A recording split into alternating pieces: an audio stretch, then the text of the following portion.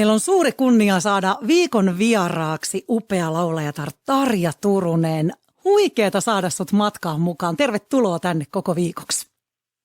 No voi kiitos. Mahtavaa. Tämä on huikeeta, tämä onnistuu. Sinäkin tuommoinen kansainvälinen superstar tänä päivänä kiertelet siellä ja asutkin ulkomailla. Ootko se vaatimaton tappaus? Että höpö, niin. Höpö. Ei kuule, työtä ja sitä kovaa ja kovaa treenausta ja työtä ja sitähän se on. Niin. Kyllähän se ihan, kaikilla meillä omat ongelmamme on ja se on niin kuin työ on kaikilla, niin työ se on muusikollakin. Ja tietysti munhan se kattaa paljon matkustelua ja muuta, mutta niin, ihanaa. Mä rakastan mun työtä. Se on kerta kaikkiaan mahtavaa. No joo, ja sen kyllä huomaa ehdottomasti. Ja kun sä heti otit tuon höpö, en ole superstar, sehän on ihan mahtavaa tuommoista, niin kuin, että sä ymmärrät, että sinä olet tavallinen kuolevainen ja siinä missä me muutkin. Onko se ollut vaikeaa pitää jalat maassa tässä sun uran aikana? No tiedätkö, se ei ole ollut koskaan mulle ongelma.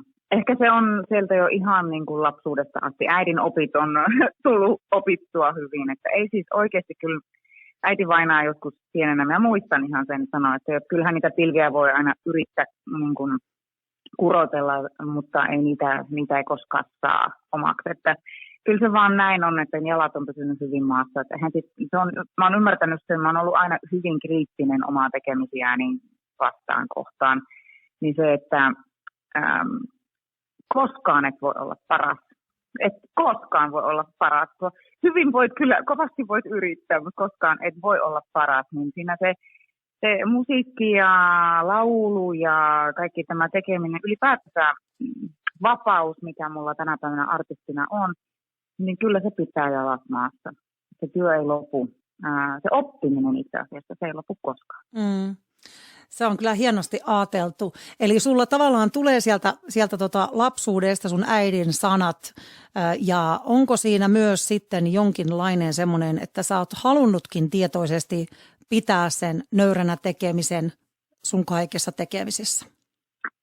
Eihän se varmaan se viesti ylipäätään mulla on tosi lojaali fanikunta, ihanat fanit, kuulijat ympäri maailmaa ja siis mä uskon siihen, että jos mä en olisi aito omissa sävellyksissäni, tekemisissäni, laulaessani, jos mä en olisi auki niin kuin avoin kirja, niin se viesti ei menisi perille oikeasti.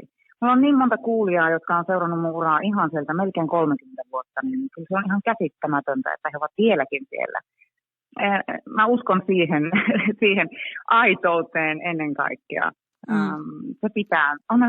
Onhan se myöskin siinä mielessä mulle, sanotaan se on myös taakka, tai se on ehkä mulla semmoinen, mä oon liian herkkä ihminen kaikessa, niin se on myöskin siinä mielessä negatiivinen itselleni, että siinä mulla on paljon vielä opittavaa, että en niin kuin antaisi ihan aina kaikkea, niin kaikkeen. Niin. Se on vähän kaksiteräinen miekka, että jos lähtee liikaa suojelemaan itseään, niin tulee herkästi semmoinen kuori ja kylmä olo. Kyllä. Ja sitten taas, jos antaa kaikkensa, niin sinne kyllä sitten tuleekin ne kaikki negatiivisetkin ja muutkin asiat. Se on näin juuri, näin on. Ihan juuri. Mutta sitä suuremmalla syyllä kyllä arvostan, koska ei tänä päivänä ole kuitenkaan helppoa se. Ootko sä sun työssä ja kun teet julkista työtä, niin huomannut sen muuttumaan tässä vuosien varressa, nyt kun on tullut vielä sosiaalinen media sinne, niin onko se vaikuttanut suhun tai siihen, että ihmiset herkemmin siellä arvostelevat esimerkiksi? No totta kai sitä on, niin kuin mä just tuossa luin yhden tosi hyvän lainin Ricky Gervais koomikolta, eli hän sanoi sitä, että on parempi luoda jotain, jota voi sitten, on parempi olla luova ihminen, jota voi kritisoida, kun että ei loisi mitään, että vain kritisoisi toisia. Just. Se osuu muuhun kyllä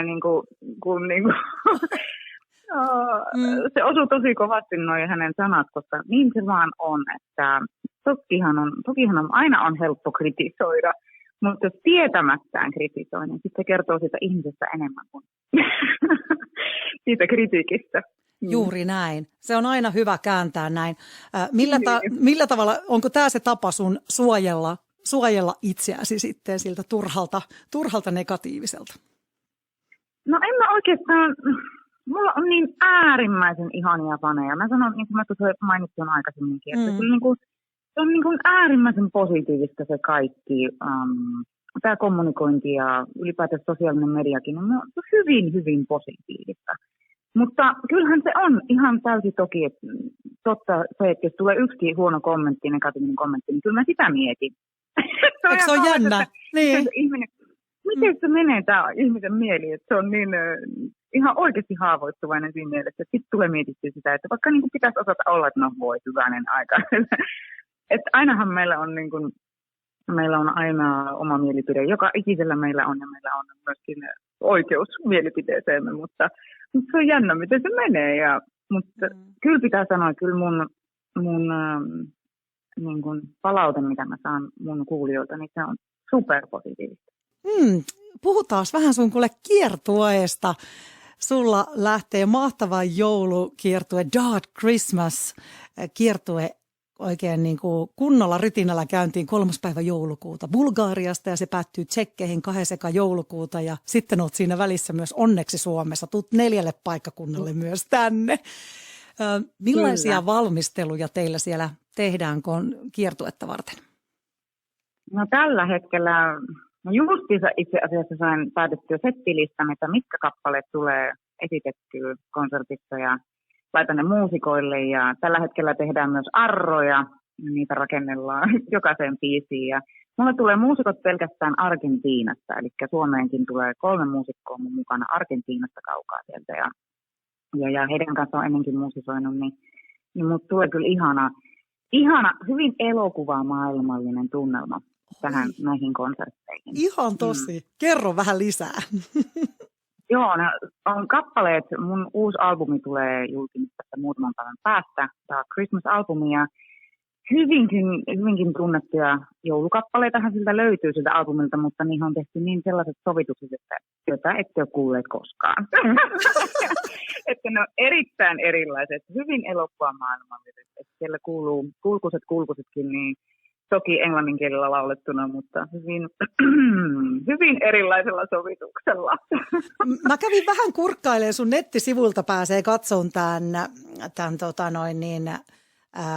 Hei Kuuraparta, joka on Frosty the Snowman. Ja lähdin kuuntelemaan sitä, että mikä laulu tämä on. Ja sitten mä kuuntelin Michael Bublén versiota ja se oli hyvin erilainen. Saati sitten meidän Kuuraparta. Eli ja se video on huikea. Käykää katsomaan Tarja Turusen nettisivulta. Se on ainakin siellä nähtävillä. Niin mä jäin niinku tuijottamaan sitä vaan. Et siinä oli just semmoinen elokuvamainen fiilis. Wow! Siis, ja hyvin Suomi-luontoa taisi olla siellä myös havaittavissa. No ilman muuta kyllä. Suomihan on ollut mulla inspiraatio tähänkin levyyn, niin monen muuhunkin mun kappaleeseen, mutta tähän joululevyyn ennen kaikkea. Mä oon näitä joulukiertueita tehnyt vuodesta 2005 ja Suomessahan ne aloitin. Et sen jälkeen en ole koskaan. Siitä on tullut mulle jo ihana perinne oikeasti tehdä näitä kiertueita ja nyt sitten ulkomailla myöten niin niitä teen ja laulan myös toki suomeksikin monissa maissa, mutta se, että tällä uudella albumilla, Dark Christmas-albumilla, niin Suomi on hyvin ollut inspiroiva kyllä, että siellä on niin sekä visuaalisesti sekä musiikillisesti, niin Suomi hyvin läsnä. Oi. No Suomessa kun kiertelet, niin kierrätkö silloin ulkomaillakin, kun olet niin kirkoissa? Et Suomessa nämä kaikki konsertit on ainakin kirkoissa. No Tšekeissä on kirkkoja sekä Saksassa on kirkkoja. Muutamia, kyllä. Sitten muut on konserttitaloja. Eli 10.12. Kerimäen huikea puukirkko, 11.12. Salo, Uskelan kirkko, 13.12. Kouvola, Kuusankosken kirkko ja 14. joulukuuta sitten Tampereen Tuomiokirkko. Miten nämä on valikoitunut nämä kaupungit ja nämä kirkot? No sehän on yleensä promottorit, joka sen työn tekee, että mä oon hyvinkin niin kuin riippuvainen heistä, paikallisista promottoreista, että he ovat saaneet, niin kuin Suomessahan on tiettyä, että meillä on se perinne tehdä joulukonsertteja, artistit kiertää ja kaikki konserttipaikat, kirkot, kaikki on jo puukattuna vuosiakin eteenpäin. Että se on aina promottoreiden haasteena sitten saada nämä paikat puukattua. Ja tietysti mun tilanne on se, että kun mulla oli vain tietyt päivät, että kiertue on muuallakin kuin Suomessa, niin se on aina suurempi haaste vielä kyseessä. No miten eroaa, jos sä oot esimerkiksi Tsekeissä keikalla Dark Christmas -kiertueen kanssa ja Suomessa, niin eroaako siellä se yleisön reaktio ja se keikka jollakin tavalla?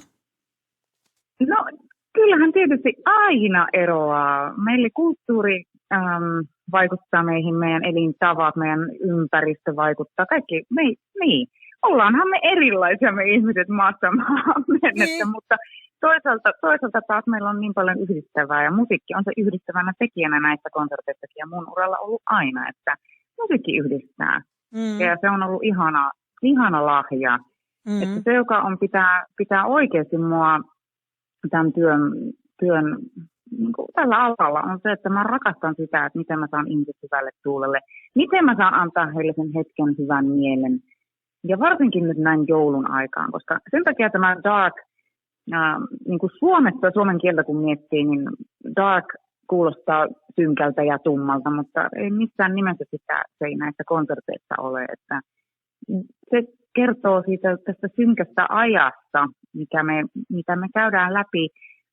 Meillä ei ole valoa siellä pohjoisessa ja monet ihmiset masentuu, koska se valo, voima ja energia, mikä auringosta saa, niin sitä ei sieltä löydy sillä hetkellä. Myöskin joulu ei välttämättä kaikille ole aikaa vuodesta, jolloin pystyy iloitsemaan, koska silloin me muistetaan niitä ihmisiä, jotka ei enää meidän läsnä ole. Niin musiikki on ollut aina se terapia mulle, niin minuna niin kuin artistina mulla on niin ihana. Mä uskon, että se on lahja, joka mulle on annettu, joskus se on ihan pienestä penskasta asti, että mä saan ihmiset hyvälle tuulelle ja hyvälle mielelle laulaessani, ja se on ihanaa, kerta kaikkiaan. Sä oot niinku palveluammatissa. No näin on, kyllä. No niin, se voi sanoa, kyllä.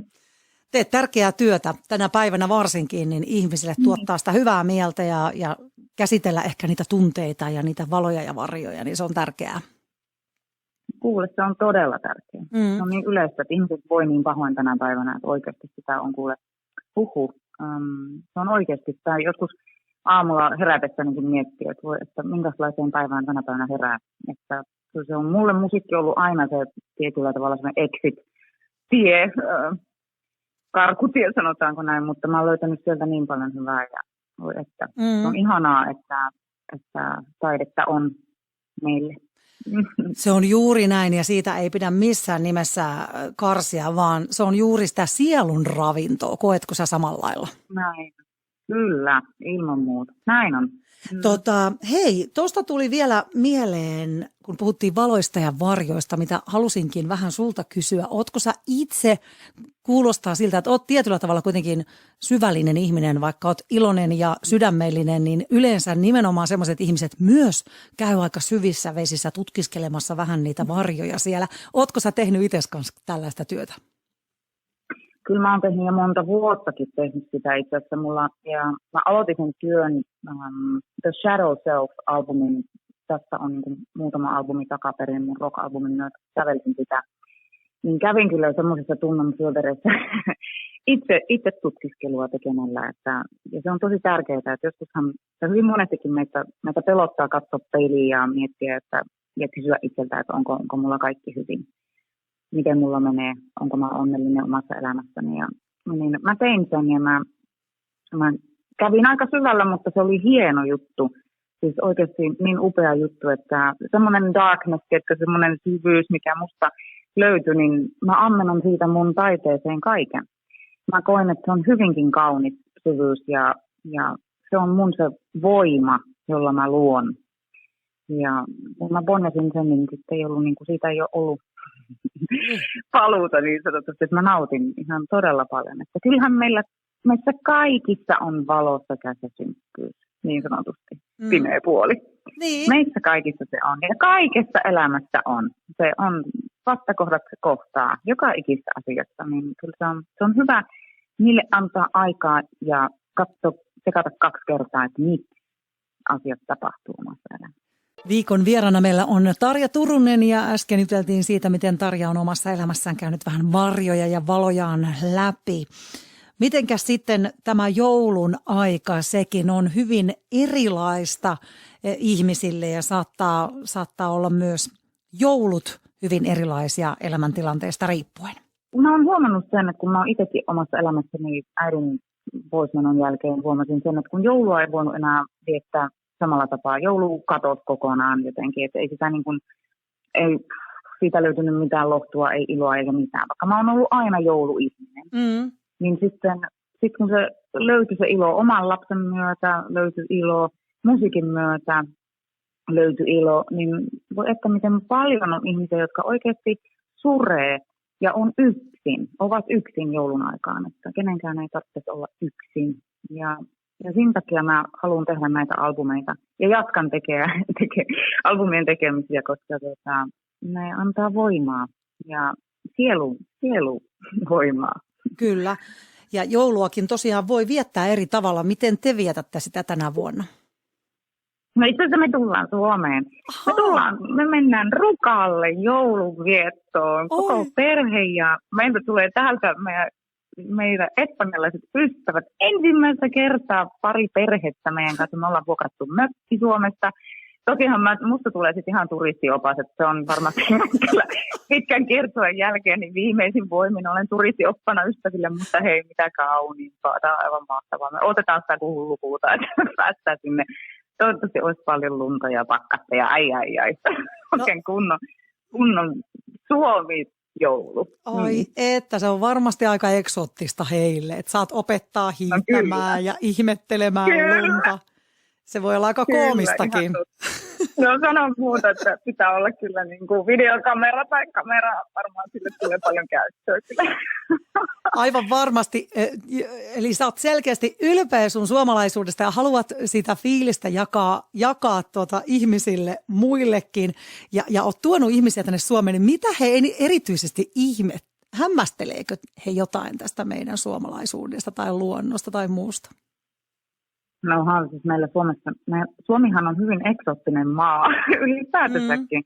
Suomi nähdään hyvin eksoottisena maana. Jopa meidän kieli on hyvin eksoottinen. Ja viimeksi tänään itse asiassa mun personal trainerin kanssa niin juteltiin. Ja hän sanoi, että kun hän on katsonut jotain suomalaisia videoita ja hän ei ymmärrä mitään meidän kieltä. Miten voi olla? Mikä kieli tämä on? Tämä kuulostaa ihan tämmöisiä sanon nyt eli haltioiden tai haltioiden kieleltä, että mikä tämä tämmöinen on. Että kyllähän ja suomen kieltä, mulla on paljon faneja, jotka opiskelee suomen kieltä ihan sen takia, että he näkevät Suomen eksoottisena maana ja meidän luonnon ajat, vuoden vaihdokset. Voi että. No. Ihana, että pääsette, kun mä katsoin, että sulla Tsekeissä on vielä 8. joulukuuta viimeinen kiertue, niin aika hurjaa, että sieltä sitten vielä jouluksi Suomeen. Kyllä, no minusta näin se on ja aivan ihanaa. Kyllä mä odotan sitä kovasti. Pysyisi vaan terveenä koko kiertoen. Se on niin se, nyt tuntuu, että joka ikinen ihminen on flunssassa tai lensussa jossain ikinä kyllä. tahansa, niin pitää niin kuin, tälleen laulajana, artistina, niin pitää varjella vaan ja yrittää pysyä terveenä. Paljon inkivääriä ja sitruunaa ja kuntoilla. Sama resepti täällä päin, juuri näin. Pitää itsestään ja huolta ja unesta. Kerroit, että sulla on personal trainer. Se varmasti tuo kiertueelämäkin vaatii sen, että on hyvä peruskunto, fyysinen kunto ja voimaa kehossa. Kyllä.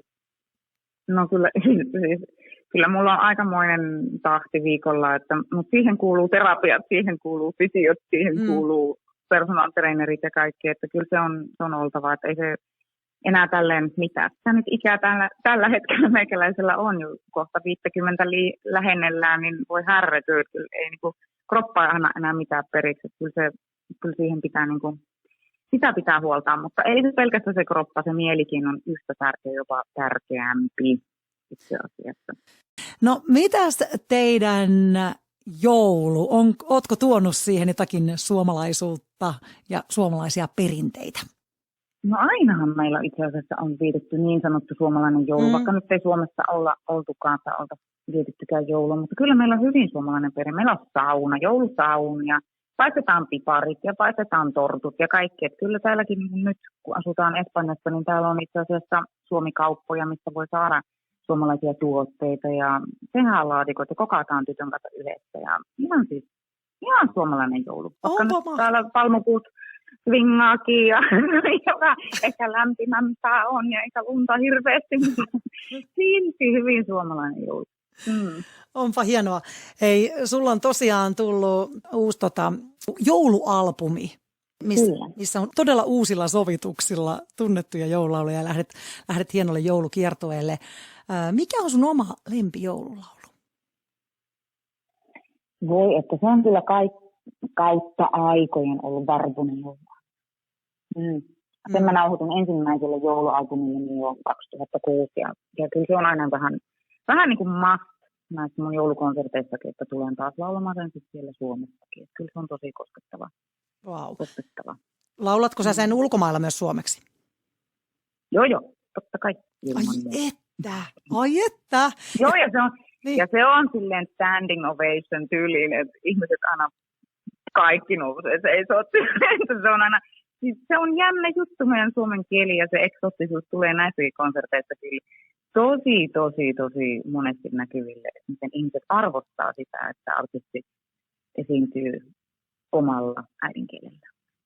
Joo, ja en tiedä mistä tuli mieleen, mutta onkohan tämä meidän Kääriä, joka on nyt suomeksi laulaa tuolla Lontoossa, keikat on kuule täynnä loppuun myyty, niin onko hän tuonut kenties myös sitä suomalaisuutta ja sitä suomen kielellä laulamista tunnetummaksi? Ootko huomannut? No ihan varmasti on tietysti. Kyllähän, jos mäkin olen omalla urallani tosiaankin sen 30 vuotta niin Suomen lippua heiluttanut hyvin ylpeästi, niin kyllähän siis, tokihan se on, että tietoisuus Suomesta ja kyllähän me artistit, meillä on oikeasti työ siinä, että meillä on, miksi sitä sanotaan, että me saadaan kertoa Suomesta tarinaa ulkomaille. Kyllä, suomalaisuuden lähettiläitä. Niin, näin, mä etin jo, kiitos. Näin juuri. Joo. Suomi-lähettiläitä ja ihania sellaisia olettekin. Hei mitäs, sä oot Kitteeltä tosiaan kotoisin, onko sulla sieltä joku rakas lapsuuden joulumuisto? Kyllä mä en ikinä unohda sitä, kun kävelin olohuoneeseen yhtenä jouluna. Taisin olla 8-vuotias ja siellä olohuoneen seinää vasten. Niin siellä olikin semmoinen ihana Hellaksen musta piano odottamassa minua. Voi että.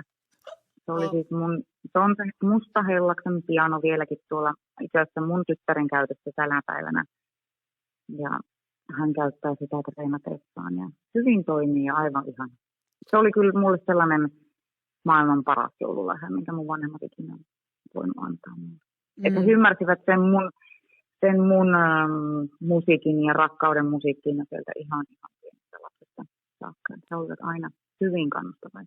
Onpa hienoa. Eli kuinka pienestä lähtien sä oot ymmärtänyt, että sä haluat tehdä musiikkia, haluat laulaa, haluat soittaa?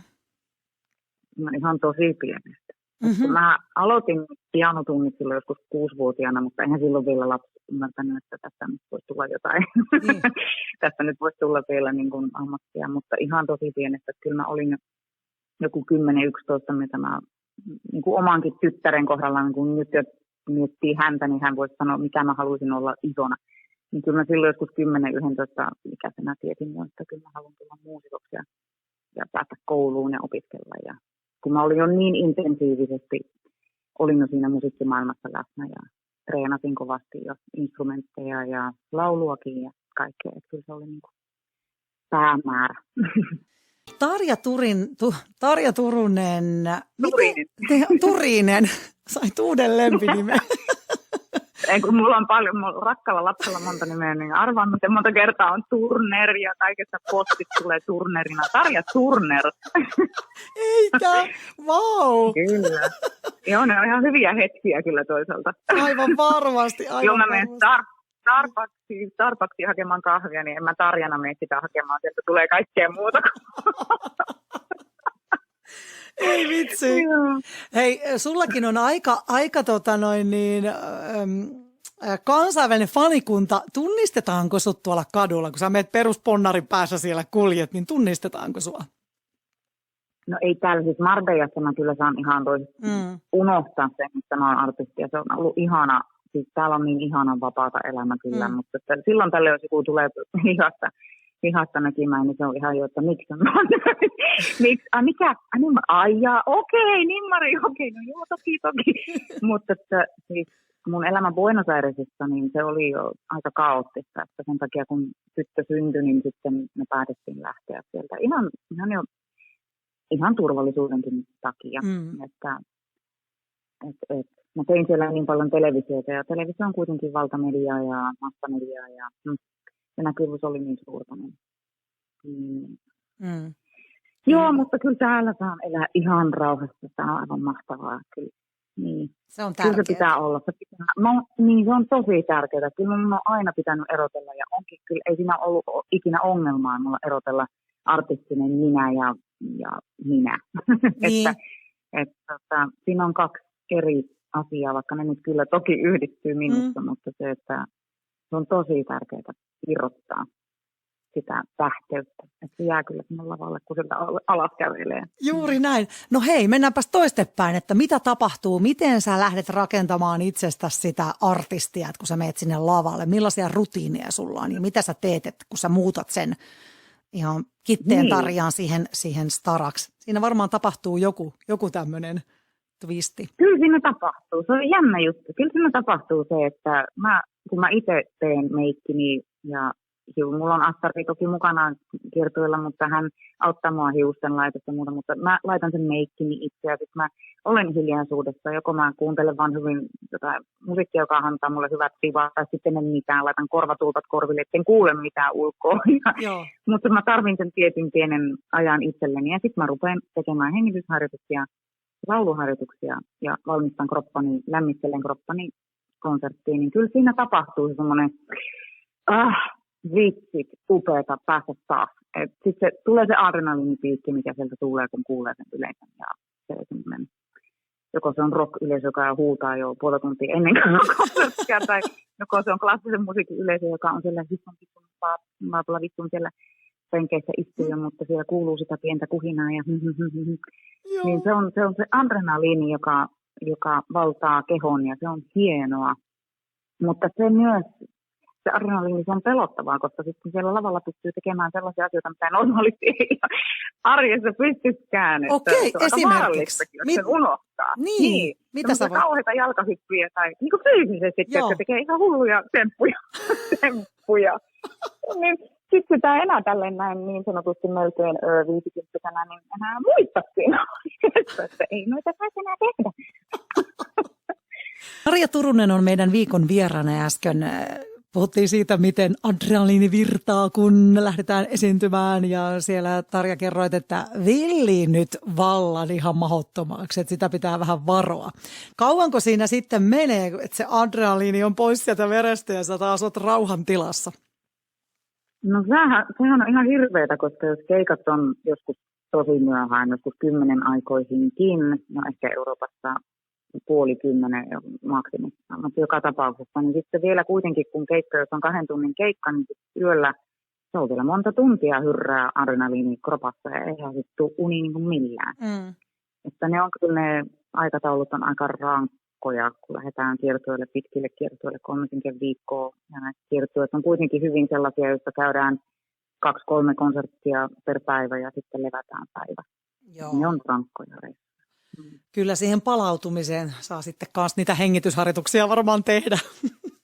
Sanon muu.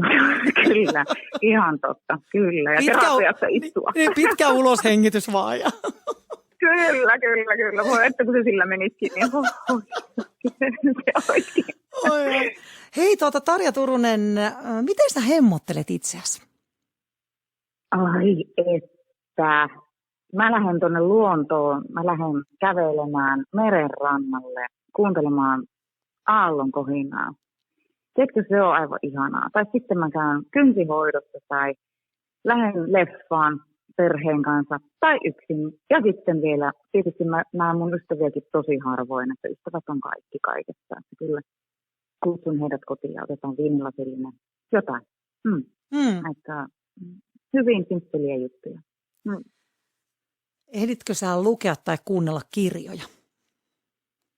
No siis mun lukeminen on jäänyt kyllä aika vähälle, että mun sävellystyö on ottanut niin paljon tällä hetkellä aikaa, niin tosi vähän on pystynyt lukemaan. Ja sitä paitsi mulla on hirveän huono näkö. Ihan hirvettävän huono näkö, joka ärsyttää suoraan sanottuna, että kyllä se niin kuin on se ikä, joka tällä hetkellä painaa joko. Ei näe mitään, ei mitään. Niin se on kyllä kauheat mega jumbo-lasit pitää olla päässä, kun lukee kirjoja ja äärettömän hyvä valo, niin ei kyllä siitä ei mennä tulla mitään. Pitäisi olla vaan iPad ja lukea sen kautta. Mutta leffat on kaikki. Mikä on sun lempileffa tai joku, mitä viimeksi olet katsonut, mitä voit suositella? Löytyykö semmoista? Wow, apua. No nyt on kyllä paha. Siis ihan leffa. Mitä voisi vielä suositella? Ei, oi että. Onko te siellä Espanjassa muuten kaikki dupattuja leffat? No siis täällähän aika paljon tehdään sitä, mutta kyllähän leffateatterissa on paljon myöskin originaalikielillä, ihan alkuperäiskielillä. Joo. Leffoja. Että siis mä en ole ainakaan kärsinyt siitä, että silloin joskus Saksassa asuessa, niin se oli ihan kauheata, kun ei meinannut mistään löytyy alkuperäiskielisiä elokuvia. Joo. Että kyllä täällä löytyy. No mutta jos se leffa tulee mieleen, niin heitähän, jos tulee joku leffa tai Netflix-sarja tai joku, niin otetaan Tarja Turusen vinkit täällä mielellään vastaan. Hei mikä on erikoisin paikka, missä sä oot ollut keikalla? Erikoisin apua, niitä on niin monta. No saat sanoa muutamankin, jos on tosi erikoisia. No joo, amfiteattereita tietysti on. Plovdivin Bulgariassa olin ihanassa amfiteatterissa, tämmöisessä oikein niin kuin roomalaisen ajan amfiteatterissa, ulkoilmateatterissa, Simppusorkesterin kanssa. Se oli aivan mielessä. Mutta tietysti se ei ole, mutta se oli ihan semmoinen, jonka he tekivät sen, niin kuin, sen paikan ihan mun konserttia varten rakensivat. Se oli aivan niin kuin uniikki paikka siinä mielessä. Joo. Se voi, on sitä kyllä kaiken näillä. Siis mähän yleensä niin kuin vieläkin rock-maailmassa olen se ainut nainen, joka tuolla pörrään monillakin rockfestareilla. Vaikka naisia meitä on jo, luojan kiitos, on paljon enemmän tänä päivänä, mitä oli silloin, kun mä 30 vuotta sitten aloittelin. Mutta vieläkin sattuu hetkiä, joilla mä oon ainoana naisartistina. Niin. Se on aika jännää. Onko sitä huomioitu? Onhan sitä huomioita. Sehän kuulutetaan niin kuin pakko, että ja tämän festivaalin ainoa naisartisti, rock queen ja la ja bla bla ja rockin Jumalar saapuu nyt lavalle, niin just joo. Joo. Sitten sä tulet pussipäässä vielä, ei näin. Ihan totta, no niin, ei se nyt noin ollut. Ehditkö sä juhlia pikkujouluja tässä, kun oot kiertueella, vai juhlitko siinä samalla? Mutta onko sulla jotain pikkujouluja luvassa? Voi hemmetti, kun olisi joku firma, jonka kanssa voisi lähteä tästä nyt pikkujouluihin. No ei, joku firma on omalla itselläni, niin siinä on aika pienetti. Pitää nyt tässä meidän suunnitella miehen kanssa, että voitaisiin pistää omat pikkujoulut pystyyn ja vaikka naapurit ja ystävät käymään. Tekisimme semmoinen ennen, kyllä semmoista varmaan tuleekin tapahtumaan, että tämmöinen hetki tulee olemaan, että mä näen vielä mun ystävät ennen kuin mä karkaan kiertoon. No aina se on heillekin sellainen, että no ikävä tulee, että pakko nähdä ja että tavataan. Hei silloin kun sä oot siellä Espanjassa, niin mitä sä erityisesti, niin kuin nyt kun sä oot ollut siellä, niin mitä sä kaipaat Suomesta?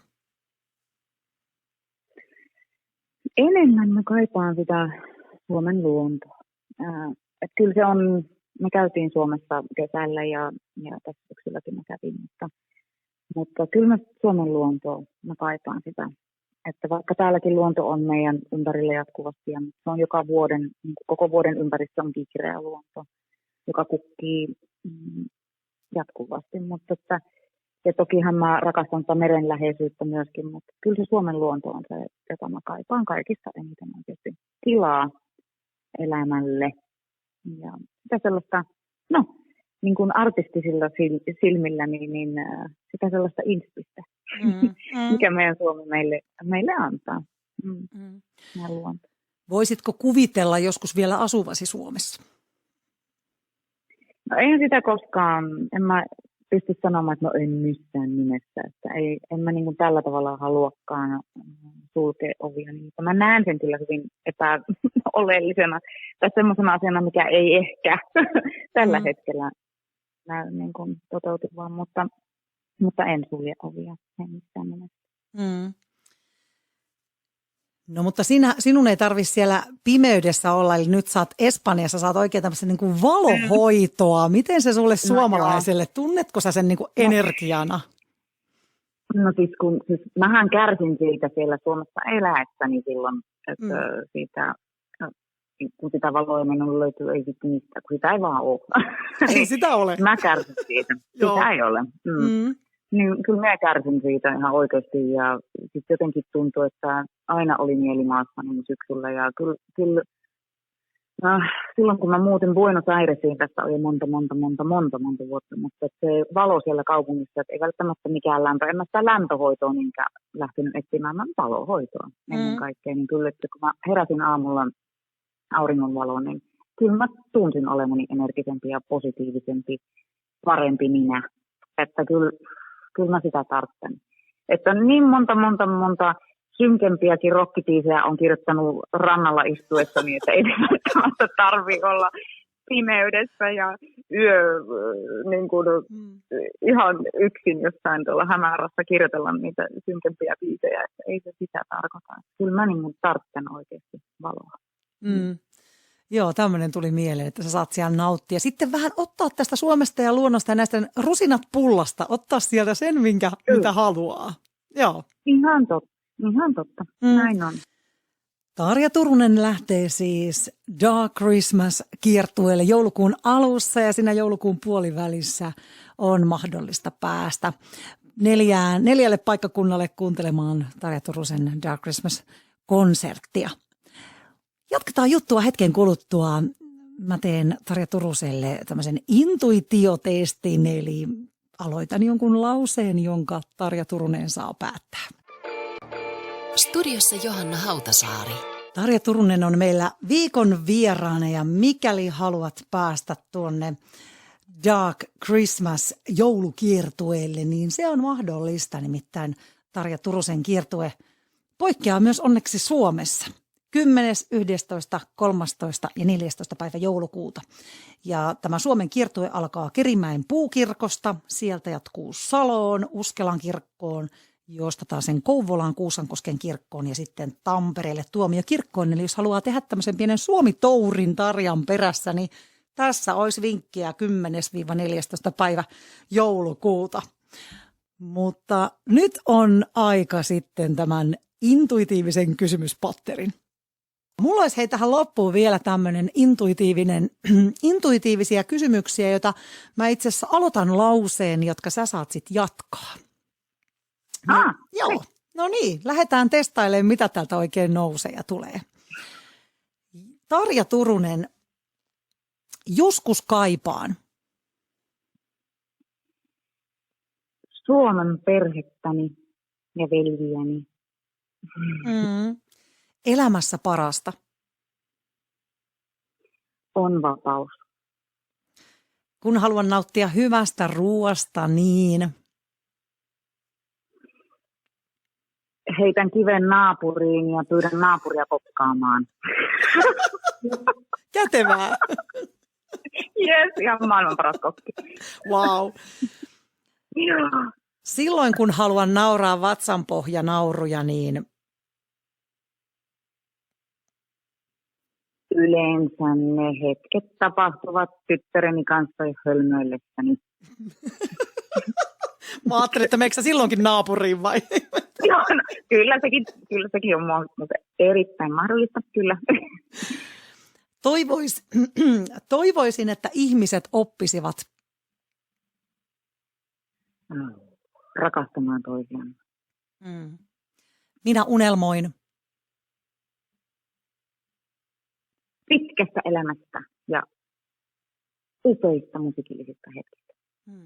Minä rakastan.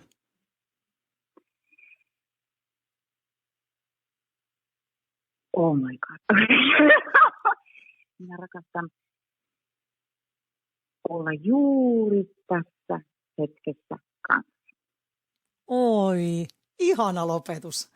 Voi että, lämmin kiitos Tarja Turunen. Nyt vielä voitaisiin vähän tätä sun kiertuutta tässä hehkutella. Millaisilla terveisillä toivotat ihmiset tervetulleeksi sun Dark Christmas-kiertueelle?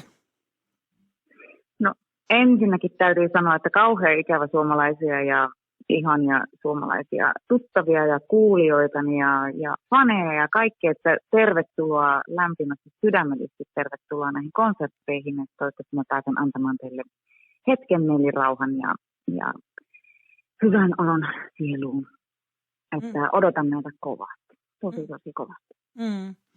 No tervetuloa Suomeen sitten joulukuussa 4 eri paikkakunnalle ja nyt vaan tsemppejä siellä valmisteluihin ja kaikkea hyvää Tarja Turunen sun elämään. Lämmin kiitos kun olit meidän vieraana koko tämän viikon. Kiitos. Nähdään pian. Kiitoksia.